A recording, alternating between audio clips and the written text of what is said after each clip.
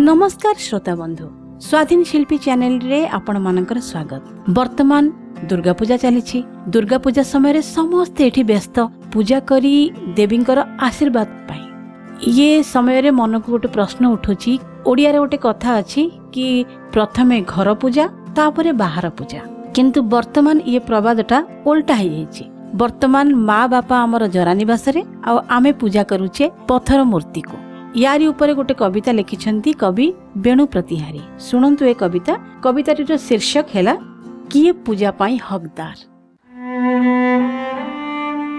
प्रतिमा पूजिबा ना प्रतिमा पूजिबा, काहाको पूजिबा कुह।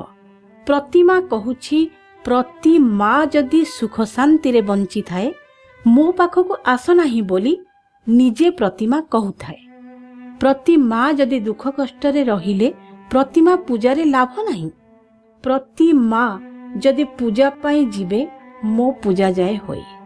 प्रतिमा कहूची मनीष जाति को प्रतिमा घरे पूजा कर।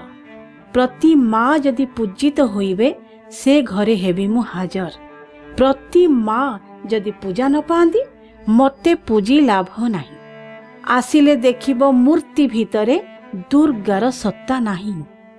प्रतिमा तेणे जरा निवास रे प्रतिमा तोरण दुलकी उठुची। गाँरु सहर बजार भितरे गुआ घिओ दीप प्रतिमा पूजारे। प्रतिमा लुह ढाली दीप जाळे।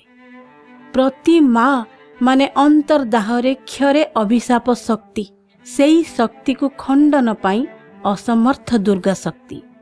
प्रतिमा मुखे हस खुशी थिले प्रतिमा पाखरे जळई दीप। दीप आलोकरे जली पड़ी जीवो एई जीवनर सबु पाप। प्रतिमा घरे पिउछंती दुख, प्रतिमा पाखरे जाळुछंती दीप। धन्य ज्ञानी से नथाई विवेक, सबुठु अज्ञानी अटे सेई मूर्ख। ये कविताटी आपनको केमती लागिला यूट्यूब रो कमेंट बॉक्स रे निश्चित लेखि करी जणांतु। एमती कविता आहुरी सुनिबा पाई कि आम चैनल को सब्सक्राइब करंतु आउ ये कार्यक्रम को लाइक आउ शेयर करंतु जदि आपनक हृदय को ये कार्यक्रमटी स्पर्श करिथाय तेबे। रहुछि नमस्कार।